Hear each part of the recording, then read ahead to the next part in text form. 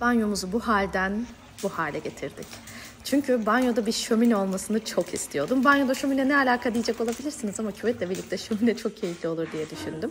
Birkaç işi kendimiz halletmeyi başarınca bize bir gaz geldi ve bütün her şeyi yapabileceğimize olan inancımız devam ediyordu. Bütün malzemeleri topladık. Yapay zekanın da desteğiyle birlikte Yutong'dan bir şömine ördük. Şöminenin içine ateş tuğlayla, dışını da taşla kapladık. Burada bunu bir arkadaşım, teyzem ve ben yaptık. Sonuç o kadar içime sindi ki bu video 3 partta tamamlanacak. Sonraki parta bekliyorum.